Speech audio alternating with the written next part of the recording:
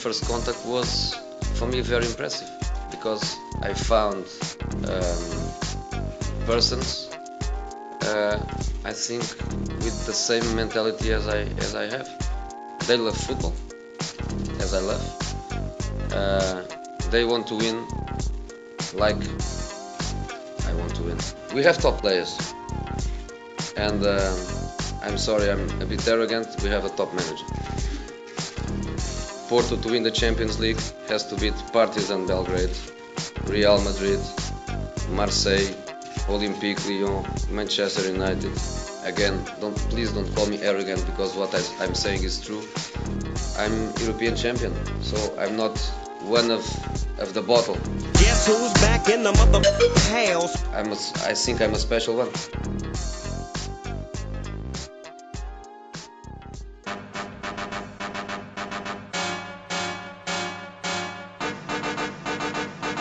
You're all about to witness a monumental throwdown.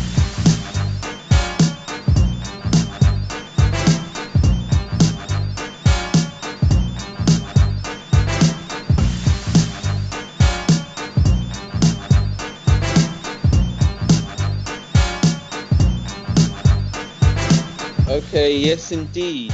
This is FPL Bros, episode 11, all back up in your ears after the international break. I'm Kodo. Guys, introduce yourselves. Hello, this is James. Yeah, and we have a guest on this week. And I'm Jamie. Okay, Jamie.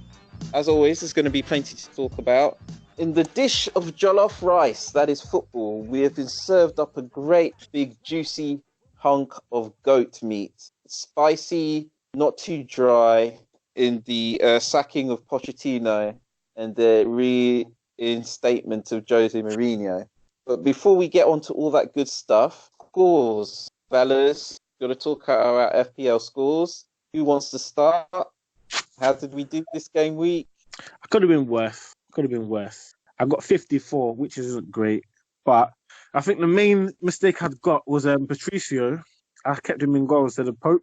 I did a transfer. I got rid of Wilson and I got Jota instead. So I had a choice between Jota or Jimenez. And I don't know why I didn't go for Jimenez. And he scored as well.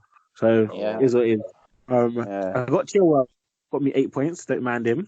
Abraham, as usual. My captain was Mane. Got me a nice 18 points. And I had De Bruyne too. So De Bruyne provided me a few points as well. So it's not too bad. 54. Average points is 41, so just above average. So it's actually 45 right now, and it's probably going to go up as well because a lot of people have Aston Villa players, and they're still calculating the points to that. Yeah. You have Tyrone Mings, who kept a clean sheet tonight, but you left him on the bench.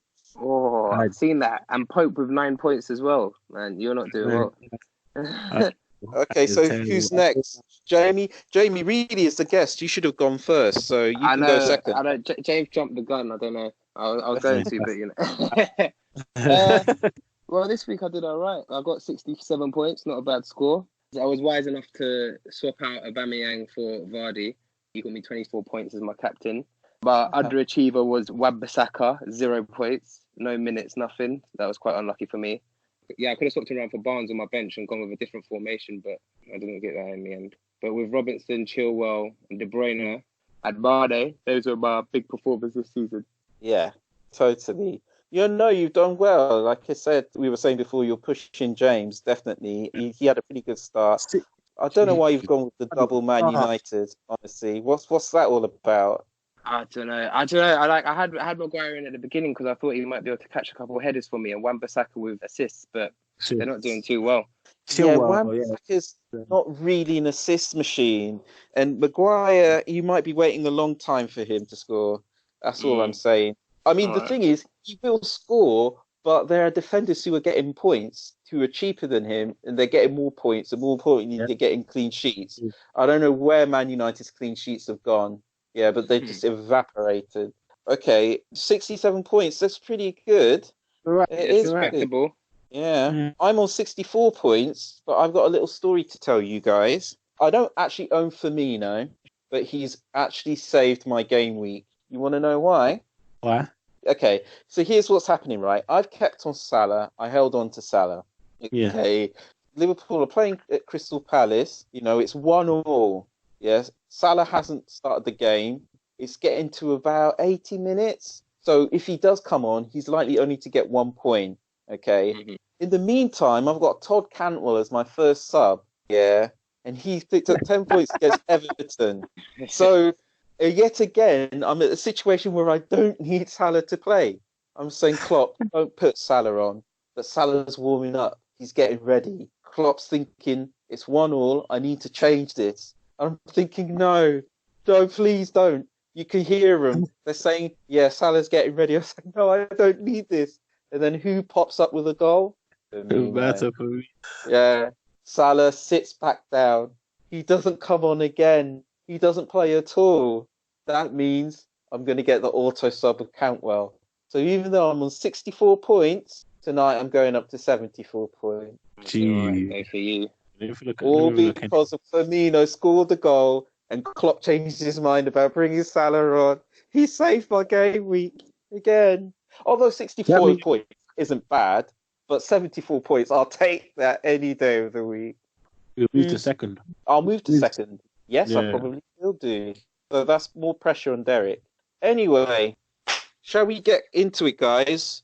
Jose Mourinho, he's back. Back again. Not yet. I knew Spurs they had a new manager lined up as soon as they announced that Pochettino has been sacked, because that was very abrupt. It was very abrupt. Who it was, didn't think it was going to be Mourinho. That's one thing I'll say for us. One thing that they've been missing all these years has been trophies. And looking at the response, I think Spurs are just happy that they got someone that's just literally there just to add trophies to their cabinet. So it might be a manager that doesn't play like that stylish football and that sort of stuff, but he'll at least push for some kind of trophies for Spurs in that new stadium. JB, what is your initial reaction to the appointment? I was surprised, to be honest. I didn't expect Jose Mourinho to take the Tottenham job. Like, once Pochettino got sacked, like James, I thought they would have someone lined up, but I wouldn't have guessed for Mourinho.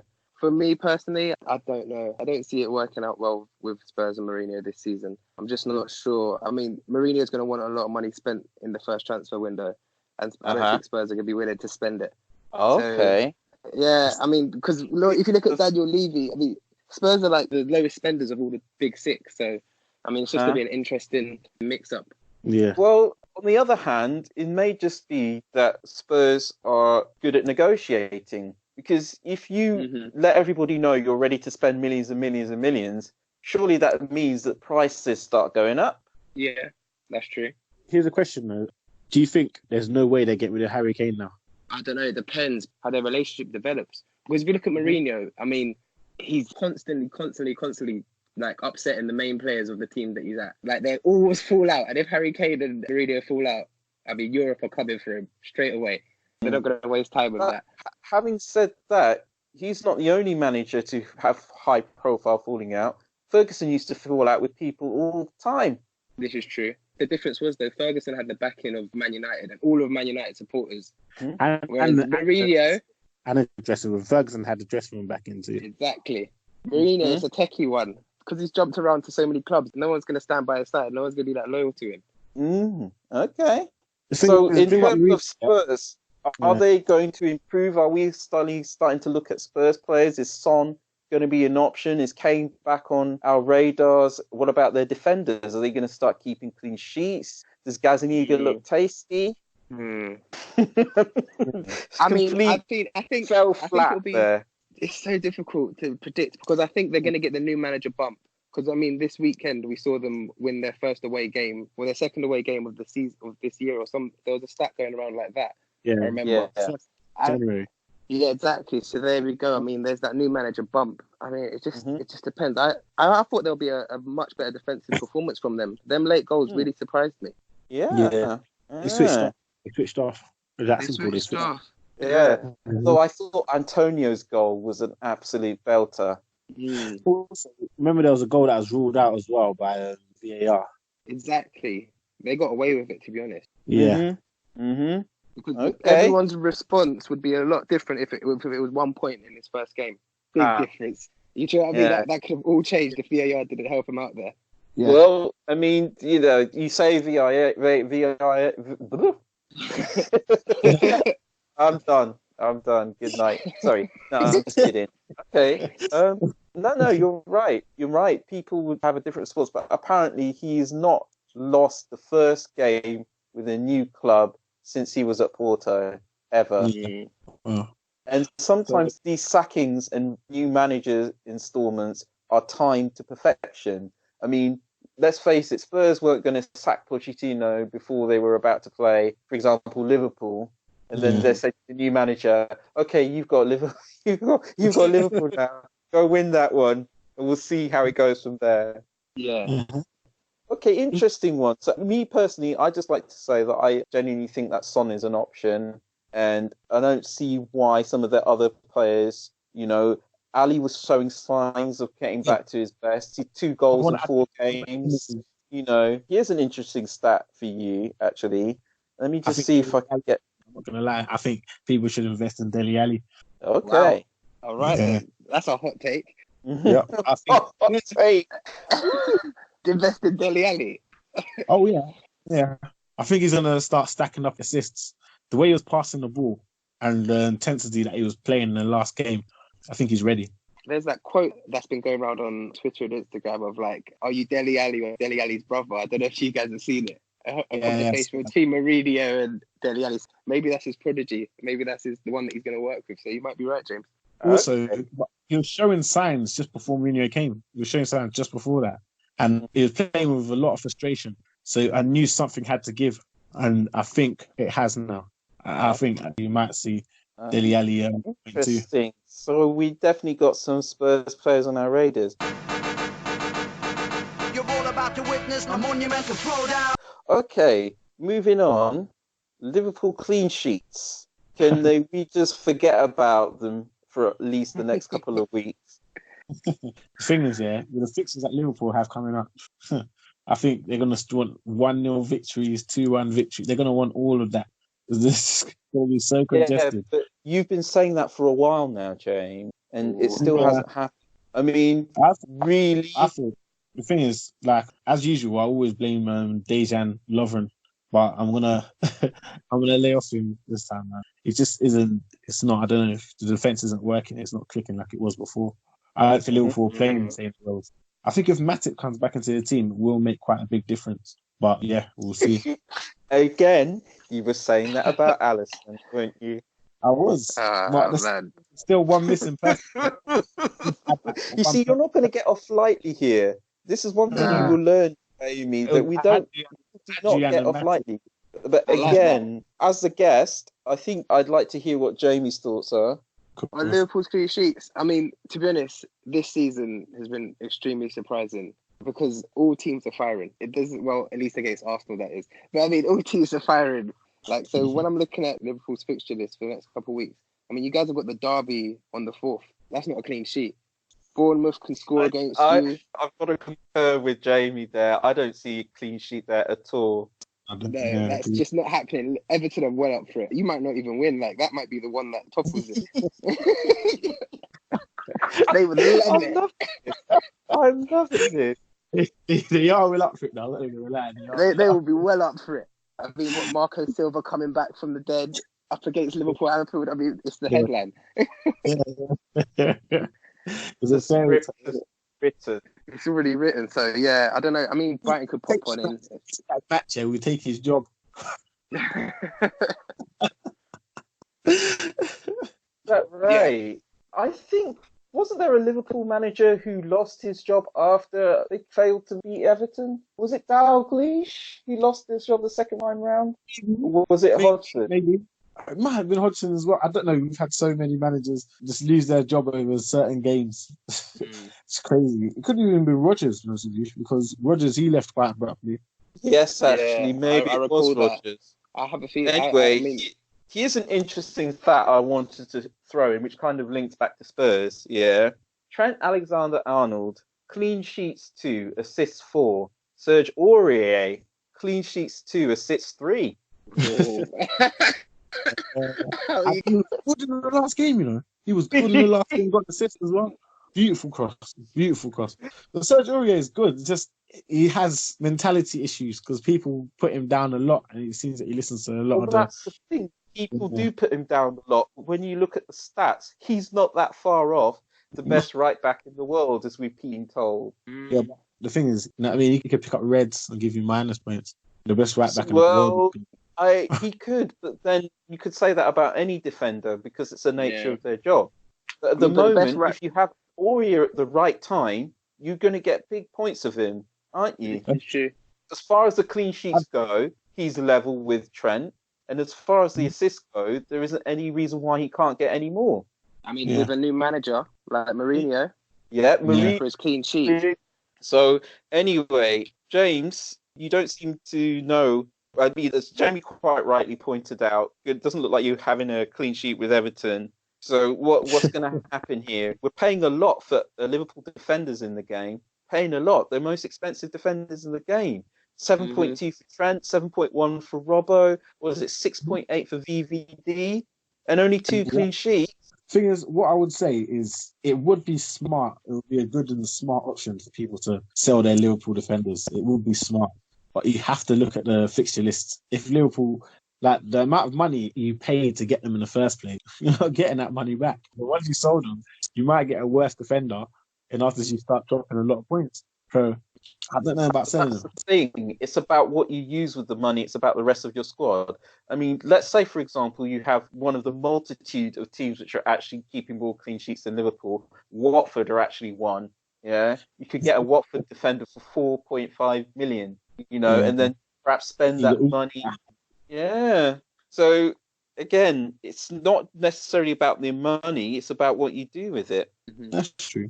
But I don't know. I don't know. Still a fine line there, man. I've only got one Liverpool defender, which is Alexander Arnold, and I'm keeping hold of him.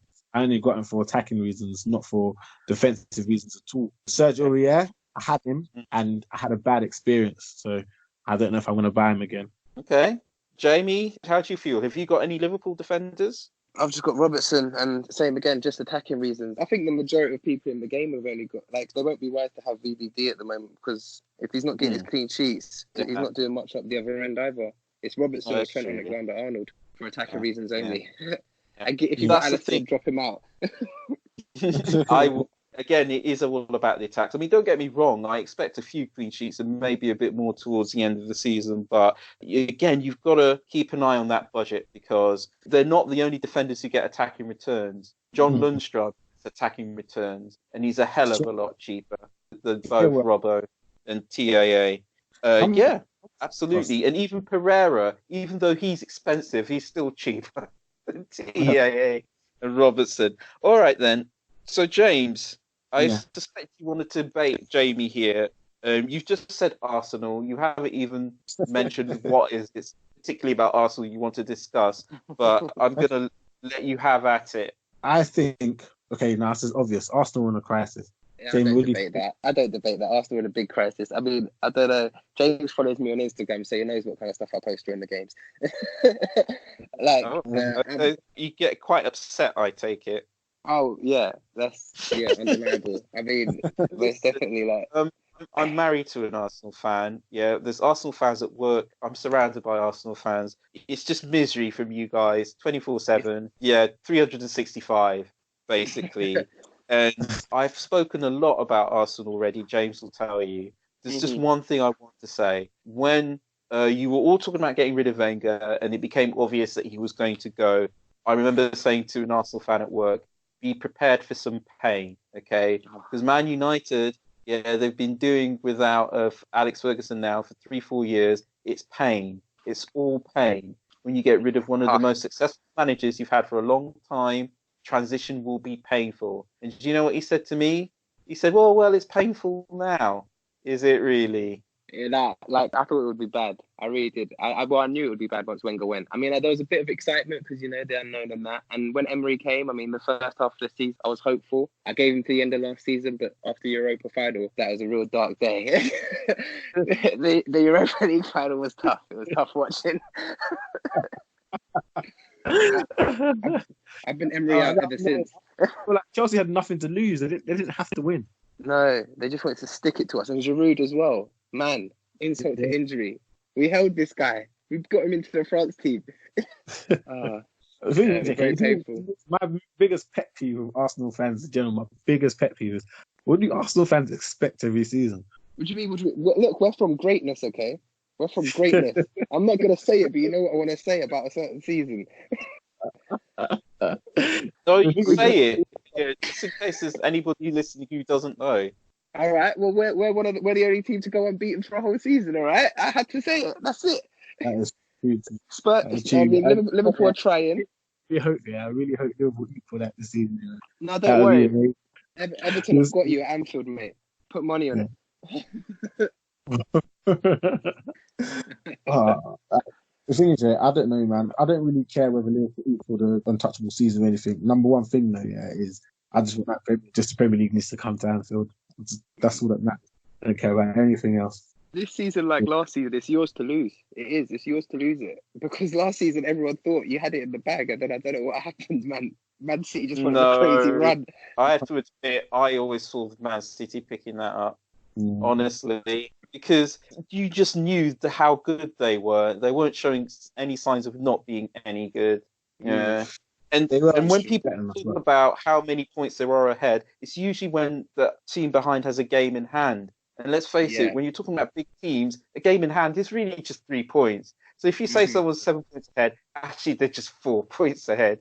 Do you know what I mean? Yeah. But anyway, that's just me. Okay, so basically, the point you were trying to make, James, is that Liverpool are going to win the Premier League and Arsenal are crap.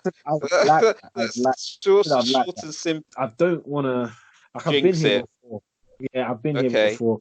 Well, look, Liverpool points up against Man City, and Man City just crawling back. Listen, you're a fan, okay? So you don't want to count your chickens and all the rest of it. You know, it's like Peter Crouch was saying. All his Liverpool mates were saying, no, we're not saying anything yet. What I will say is this, okay? You're 9 points ahead, all right? Yeah. Liverpool are probably going to lose games. But for you not to be champions, Man City are going to have to win all their games. You're going to have to lose 3 of them at the same time. Is that really going to happen? It's possible. It is no, it isn't. Because basically what you're saying is Man City are just going to keep winning all the rest of their games. Look, but if we fall into a run of draws, it's a problem. Man City as well. Man City are going to draw games, and they have not lost their last game this season. Trust me. I mean, I don't know how much of the game against Chelsea you saw, but the first thing everybody says is that is the lowest amount of possession Pep Guardiola has had of any team he's ever managed in his entire career. But Chelsea were really good. That's what I'll say first. Second, no. When Man City have beaten better teams than Chelsea. Okay, Man City, they've got the players, and even if they're up against a good team and they have only 2 or 3 shots, they're still keeping the ball. Look, it's not just about the possession stats, right? The way Man City played, a lot of passes were going astray. Yeah, some of them looked like they hadn't slept in 2 or 3 days. They were just off. Too many of them were off. Okay, and I think one last thing I want to say is that it's all very well getting the best players together and winning titles with them, but you've got to identify the players you want to keep who are hungry, and will stay hungry, and identify the players you need to ship on because they can't keep that hunger. Ferguson was very, very good at that. Yeah, I don't know how good at that Pep is, and sometimes even if you've got the best players on the best wages, playing the best teams, if they don't want it, then there's nothing you can do about that. You're all about to witness a monumental throwdown. Right, moving swiftly on, Sterling and Salah. I'm probably the only one out of you two who's still got both of them. So tell me, should I be getting rid of them both, and if so, for who? I'll swap one of them out for Mane. Mane's a consistent firer. Like, it doesn't matter what's going on in the game. He's getting one, he's getting an assist, he's doing something. Okay. Sterling has far more dry patches than Mane. That's something I thought about at the beginning of the season. I was just thinking, Sterling is good, but he can get swapped out for Sane, he can get swapped out for someone else. Mane is their top priority in Liverpool. There's no swapping him out. The thing is, one thing Mane does as well, Mane plays full seasons. Like Yeah. he plays 90 minutes, full seasons. He's the most probably played player on that team. But one thing I would say is that Kodjo and Derek were saying in the earlier episodes to me was that like sometimes when you want to really climb up, you need players that will get hat tricks. And This is Sterling true. gets hat tricks. Mane gets like one every game. So he's guaranteed to get like Aubameyang as with me. But certain times Sterling won't play, but you give him that chance, he might just get you a hat trick. In the last game, you notice that goal that he scored that got disallowed. Man City weren't doing anything for the longest piece of time. And after somebody passed the ball to him and he just put it away straight away. And that just kind of shows you where his mentality is at this moment in time. The guy's lethal. Yeah. Okay, so you've suggested Mane, which is fair enough. Anybody else in terms of replacement? Like I always say, Mahrez is a good player. But the thing about Mahrez is that he costs so much, but he just doesn't get played as much as he can. So he's not going to get you the points that he could get you. Like he's a good player for fantasy. I just don't think he's good for fantasy. That's just what it is. Yeah.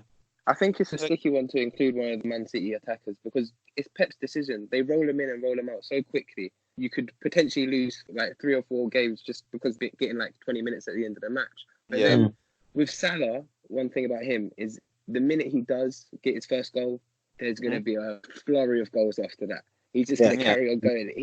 Once he gets one in, that'll be it. It'll be a hat-trick the next game, a brace the game after that, and then that's it. You know? Okay, quickly, guys. If I was to replace either of them or both of them, but not for someone at Man City or Liverpool, who would it be? Leicester. He's at Leicester scoring right now. Mm-hmm.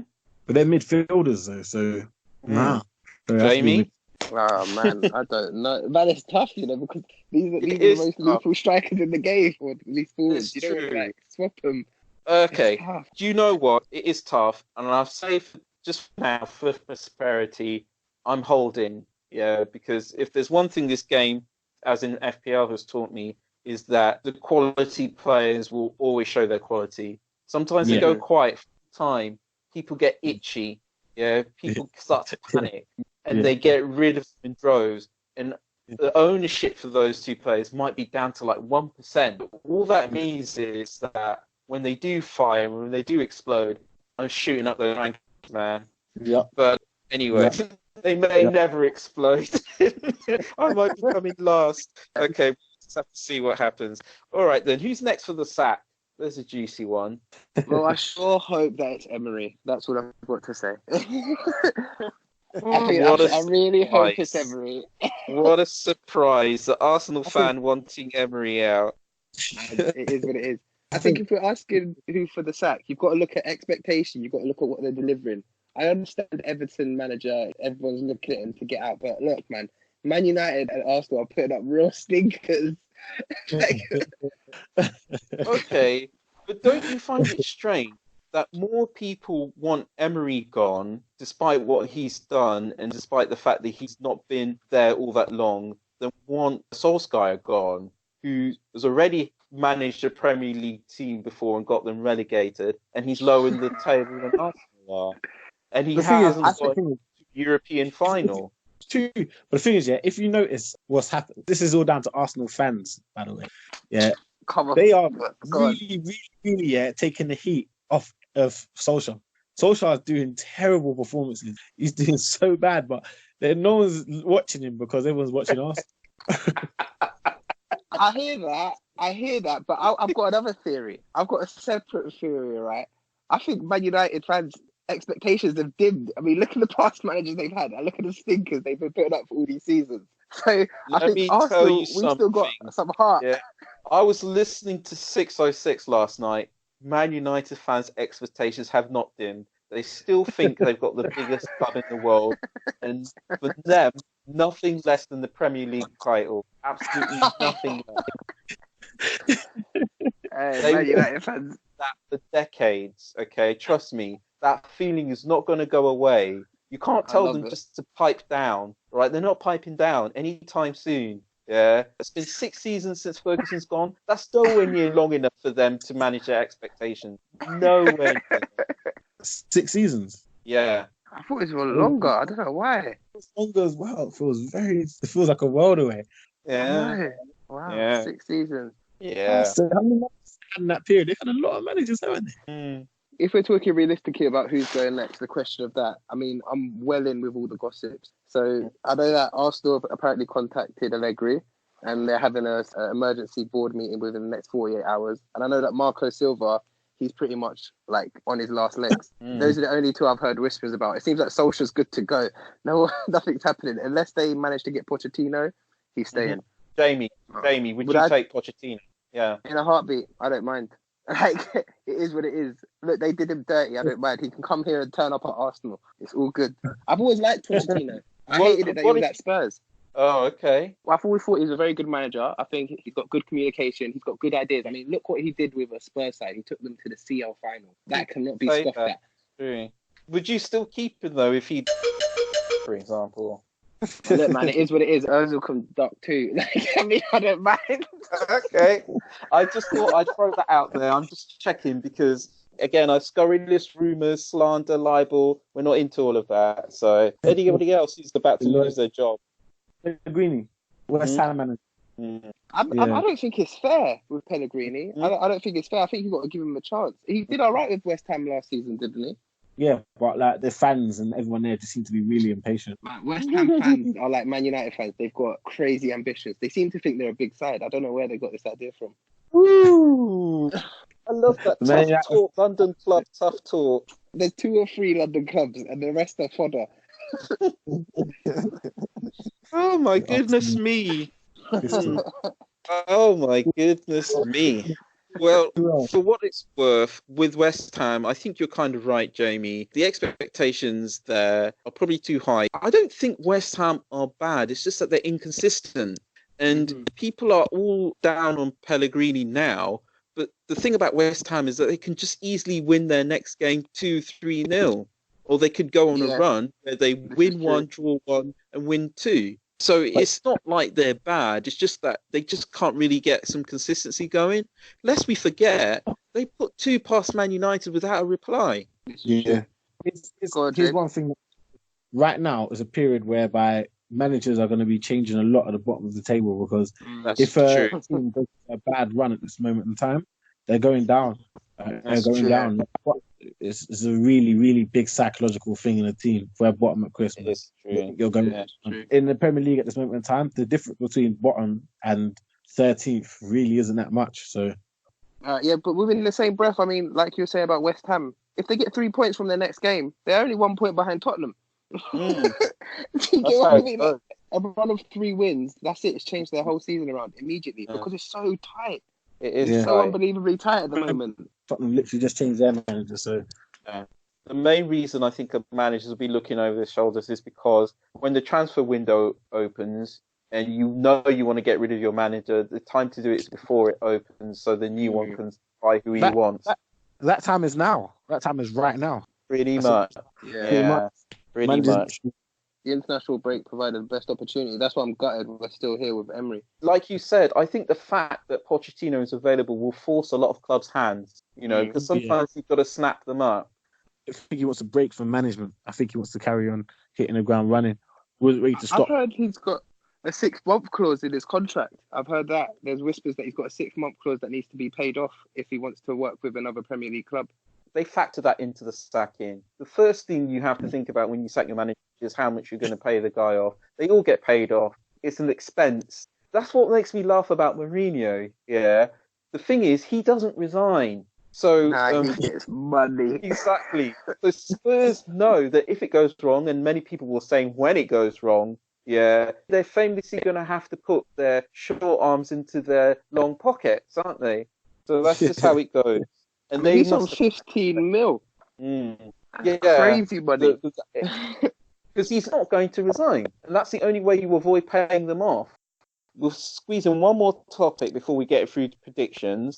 This one is a bit more, I think it requires a little bit more analysis. Game week 18, which I appreciate is 5 game weeks away. I think it's, the 20th of December, something like that. Liverpool are playing because they have the Club World Cup. Spurs have got Chelsea at the new White Hart Lane, and Man City have got Leicester. So that's all the main players that we have. They're either not playing or they got really difficult games. Should we think about captaining anyone else? Where are the points going to come from? How do we plan for this? and it might seem like it's a long way in advance, but it's going to be here before we know it. So if you aren't thinking about it, is it time to start thinking about it now? I agree. I think it's definitely time to start thinking about it now. So how does it work when some teams are like, and they got games in hands? If they have 2 games in a week, do you get extra points for their players or something like that? When the game gets rescheduled, the Premier League will let us know when it gets rescheduled. This usually happens every year. I think last year it was Spurs. The year before that it was Man City. It's usually because of the League Cup. But this time around, it's happened because of the Club World Cup. So what will happen is that they normally reschedule it quite quickly. So latest by January, West Ham and Liverpool will get 2 games in a week. And so, yes, their players will effectively get double points. But a note of caution, managers like to rest and rotate. So you might be thinking, Mane's going to absolutely smash it. And then Oxlade-Chamberlain comes on for the next game. But I'm just throwing that out there. Generally speaking, what are your thoughts? I think you're right. I think rotation. I think over the next couple of weeks, you've got to start looking at players who are coming into good areas of form just in time for game week 18, where you can swap around a bit. If you're thinking City, Arsenal, they might have they're gonna have a great time. I'm not sure. I think people should get rid of the players that have got congested fixtures and are not going to be playing during that time. I think we should get rid of those players, and I think people should only be. Wait. When you say congested fixtures, what are you talking about exactly? So if you have Liverpool players, I think at this moment in time you should sell them and get what you can get for that money. As I said, I think right now it's time to use the wild card. I think this is wild card time. So I think we should use their wild card and get the players that have the fixtures for over Christmas, because you're going to get another January anyway if it doesn't work. Okay. Well, I've just got a couple of things to say. First of all, in terms of who to captain that week, Wolves have got Norwich, so you might want to get in one of their players and captain them, because even though Norwich had a good result the weekend, generally speaking, I think their time is done. So who's the whipping boys? Who do you think the whipping boys are? Well, I mean, it's difficult to say because every now and again whipping boys come out with a result, but Norwich, Watford, generally speaking, it's not looking good for them. But anyway, you might want to think about captaining a Wolves player and getting one in if you don't have one and captain them. It's quite possible that Man United will get a result against Watford, even though that's going to be at Vicarage Road. But again, Man United don't have bad players. They might not always play well, but Rashford may be worth a punt that weekend as well. And in terms of what to do, again, you might want to manage your squad, but the best thing to do really with Liverpool players is because they've got some great coming up in the next couple of weeks. So when it comes to game week 18, maybe just bench them, or make sure you've got a strong bench, play them game week 18. And the second thing I want to say, I know that Christmas period is busy. People say this every year, but the thing is, the rotation isn't normally as bad as people make out, and the best players usually only miss one game. Okay. Yeah, that's true. Anyway, me personally, I'm going to keep them all. And when the one game comes where they do get rested, I'm just going to have to bite that bullet. Because I'm not going to spend transfers getting them in and just getting them out again just for one game. Yeah. That's my strategy. It's a bit hassle. I'm definitely with my wild card though very soon. You're all about to witness a monumental throwdown. Should we get into the next games? Yeah, sure. All right, then. So Jamie's the guest. So I'm going to read out the next fixtures, and then you let me know what your predictions are. Is that cool? Yeah. That should be all Okay, right. so Newcastle United have got Man City at St James's Park. Okay, and how does it work? You want a full score prediction or just who I think is going to win the league? It's just, however you want to do it. If you want to give us a score, so if you're feeling brave. I would say 2-0 Man City. Oh, okay. Fair I enough. don't think Newcastle have got it in them, and I think they're gonna fall apart against City. Wow. Newcastle at home. Yes. Yeah, I think so. They haven't been playing too well at all. James, I get the feeling you're going to come up with something interesting here. Yeah. I think Newcastle are under home all the time. That's not a game to play around in. I don't think Man City will lose. I think Man City will win, but I think they'll scrape it out. I don't think they'll get a clean sheet in that game. No way. Yeah. I'm going to pitch in between the two of you. I think Man City will win. I think they're going to score plenty of goals, but I think Newcastle are going to get one as well. Me too. Because Man City, when I think about the way they played against Chelsea, they were still good, but there was too many mistakes were being made. And I genuinely believe that Newcastle can take advantage of that. They're still going to lose, and Man City are capable of thrashing anybody. But I think Newcastle will put up enough of a fight to kill that Man City clean sheet. All right, then the next next big one, we got Chelsea versus West Ham, Stamford Bridge. Chelsea, West Ham. Jamie, as a guess. Chelsea to win, but not a convincing win. Wow. Just because Chelsea versus West Ham, there's so much emotion in those games. I don't know if it's going to be too convincing. And with Frank Lampard as well. Very true. Yeah. I mean, his family's got a history with West Ham, right? So they get a lot of emotion there. Yeah. No, you're right. You've actually made a very good point. I think that perhaps will have the opposite effect. I also believe that, going on what we said earlier about Pellegrini needing a victory, I think this is the one. So, yeah. I'm going to go for West Ham. Okay. Well, who knows? Pellegrini might not even be in the job by the time this fixture rolls around. This is true. I don't really know. I'm overthinking it again because I like Jamie's point about it being a London derby. They're always well up for that. And West Ham do have good players. They really do. Yeah. I remember a few seasons ago, there was a lot of talk about Antonio going to Chelsea. That never happened. And sometimes he does behave as if he's a bit too big for his boots at West Ham. But at the other hand, he's capable of turning it on. He might just bully Tomori. We'll have to see. But that's the game we'll be up for. Chelsea. Yeah. Chelsea away. Come on. I don't know. You know what? I'm going to say a score draw. Maybe like a 2-2. Yeah. Okay. Okay. Yeah. Okay, so Jamie, Liverpool v Brighton at Anfield.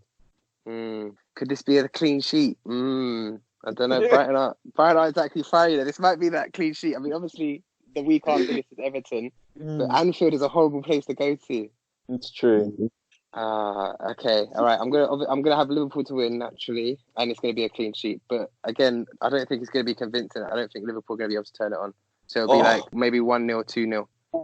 James, have you got a rebuttal for that? I agree with the clean sheet. This one, actually agree with the clean sheet. I think this could be the clean sheet, but I think there's another story that this match could have, and could be the return of Salah.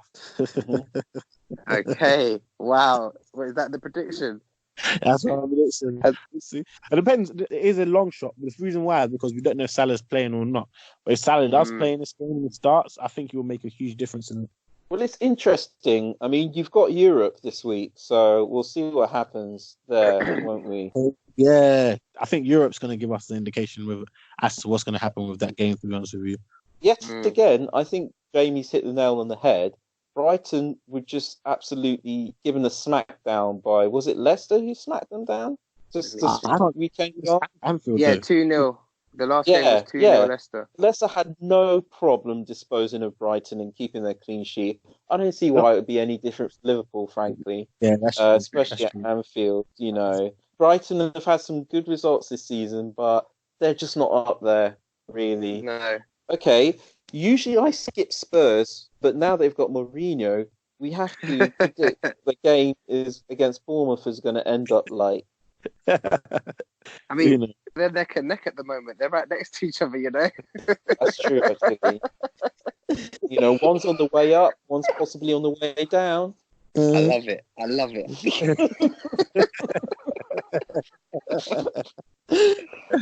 Very, very, very quick question for you. Would you take Eddie Howe? Because I remember when they were talking about getting rid of Wenger a few seasons ago, there was a lot of talk of Eddie Howe. I don't know. I mean, I like his style. I do. I like his style. To be honest, at this moment in time, I'm willing to take a punt on another manager. Eddie Howe's good because he's got Premier League experience. So I don't know. Would I take him? A lot of people want the big trophy winners. But, sometimes you've got to give people the right tools to win the trophies. This is true. Okay, I tell you what, look, Kojo, some time ago, Jamie was definitely one of the Arsenal fans I was cussing about this. But I kept them saying that, would you be happy with Brendan Rodgers? They kept telling me, no, we don't want Brendan Rodgers. Look at Brendan Rodgers at Leicester now. All right, look, let me give a more definitive answer.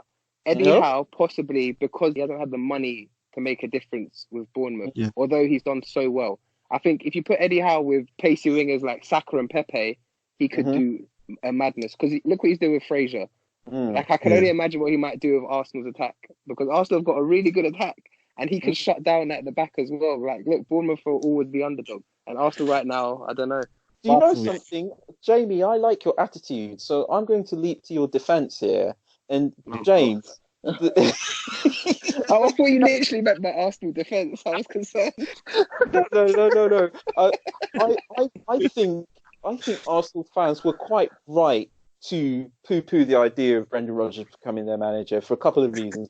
First of all, why would they want your sloppy seconds? Right?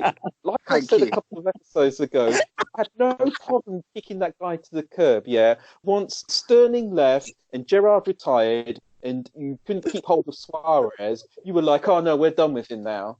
Yeah? That's right. Secondly,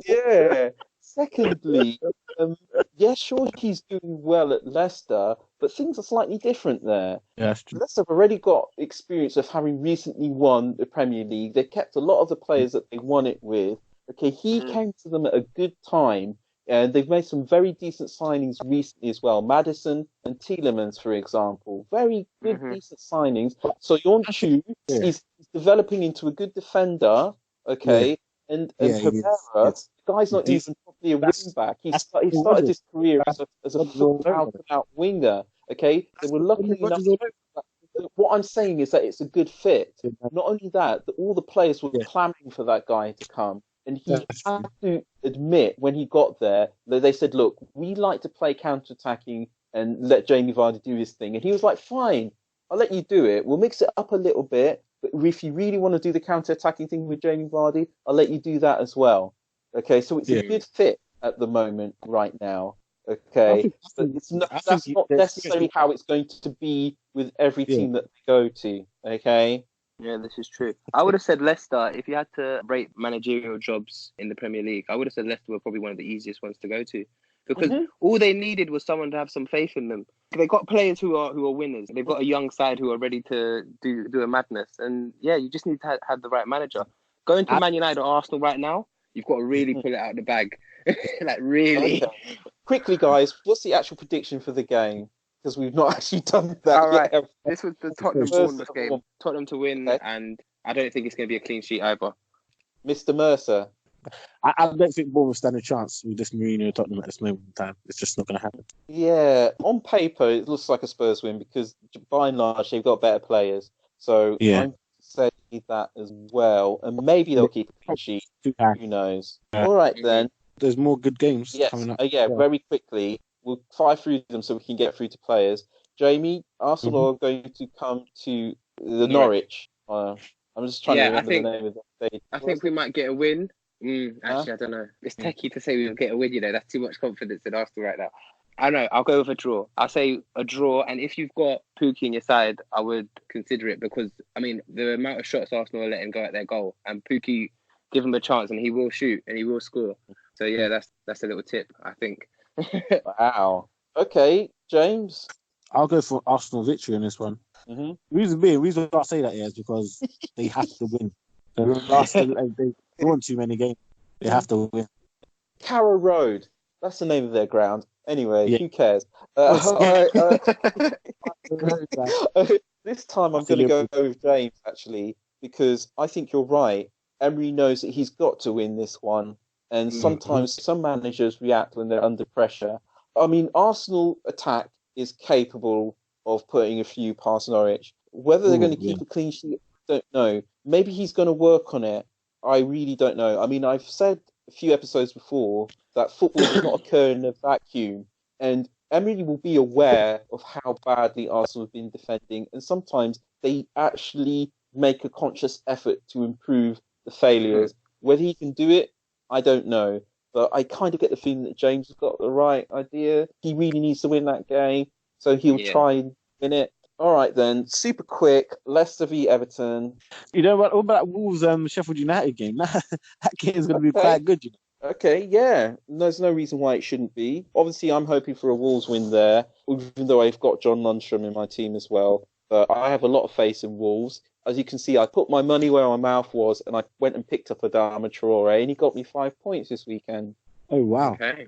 Yeah. What do you think about the Wolves United one? I think Sheffield are going to win. I think there's going to be an upset from Sheffield.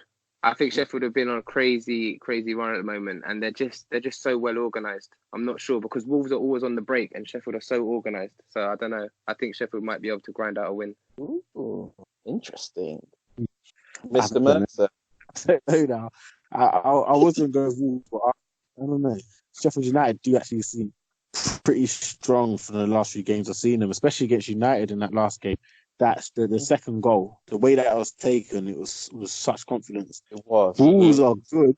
Wolves are You good know, at this moment in time. Watch. I This will is say a that big test. that second Sheffield United goal, Sheffield are very good at that. They've got a couple of players who, when they're on the counter attack, they can slice you open with just one pass. That's how they did Everton.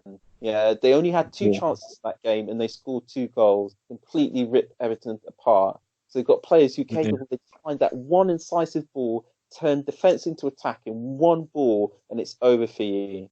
Okay. What were we saying about Leicester and Everton then? If we come back to that one. Leicester and Everton, I'm going to go with a draw in this game, you know. I just can't see Everton losing this game. I can't see anyone to do that. Wow. Yeah. Jamie? Well, I'm going with a comfortable Leicester win. I don't see it. Leicester are unstoppable at the moment, and I don't think Everton have got it. Yeah. No, I agree with you. Again, Jamie, you know, I'm liking having you on here. I have to say, Leicester, they're on it right now. And even if Marco Silva's still there, you know, even if Marco Silva's able to turn it around, I don't think he's going to do it this weekend because they're just too good. And Everton are funny like that. All right. Yeah. Man United and Aston Villa, it's on at 4:30 on Sunday, so presumably they're saving the best for last. So... Jamie,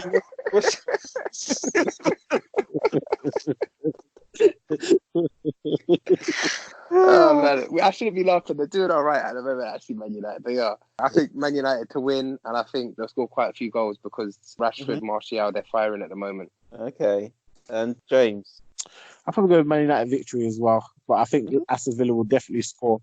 Grealish and them guys will try to do something, but I think a lot of it is due to the fact there's an Old Trafford, and I don't see Aston Villa ever beating Man United. True, but I'm pretty certain that when, I think it was after Moyes had recently been installed, no, it was even when Ryan Giggs was a caretaker manager, and Aston Villa went to Old Trafford, and they did actually win that game. But anyway... Aston Villa, this United, I don't see that happening, especially maybe. I think it's probably going to be like the Brighton game. Man United will probably win, but the best player on the pitch is going to be Tom Heaton, the Villa goalkeeper. Oh, yeah. All right, I get that. Yeah. You're all about to witness a monumental throwdown. Okay, players, I think we've only really got time for one each. So, again, Jamie, as our guest, have you got any player in mind you think is going to do well next week or the coming weeks? I'm backing Mane at Anfield to do a number on Brighton. Ooh. Fair enough. Okay. A player I would pick, I don't know. Okay, actually, no, Mane is probably the smartest one, but I'd pick someone else, actually. I don't use the same one. If you go for Pukki Emirates is going to do bits of Arsenal. Oh, no, Carrow Road, sorry. I don't believe in him doing that. I don't believe that's going to happen. I think that's too much of a risk. If I was going to go for a sure thing, someone that I think that's... Harry Kane. Harry Kane at Bournemouth. Okay. He's definitely scored in that game. Fair enough. As usual, though, I'm going to come quite left field here. And do you know who I'm going to pick? I'm going to go with Danny Ings. Okay. Oh, okay. They've got Watford at home. And, you know, Ings, the thing is, the guy's got goals in him. And if Southampton are going to score, it's usually him, isn't it? So that's my tip. And you might want to hold on to him. He only costs 6 million. So he's cheaper than Abraham, cheaper than Jimenez, and he's cheaper than Vardy. But then again, there's a reason for that. This is his type of game, though. Watford. Definitely going to have some joy. Alrighty. Well, I think we're going to wrap it up there. Thanks a lot, guys, for taking the time out to do the pod. Really appreciate it. Jamie, thank you for being our guest. How did you find it? Me. It was good. Yeah, I really enjoyed it, actually. It's nice to talk some football. I'm all about my football, so it was a good time for me. Thanks. Okay, cool. James, what do you think? You want to have Jamie back on at some point? Oh, of course, 100%. Okay, looks like you're on the way to being an honorary FPL bro. So, having said, it's a purchase all out. So hopefully we'll have Derek back as well. But as always, thank you everyone. Also to all our listeners, hope you enjoyed this episode. And that's a goodbye.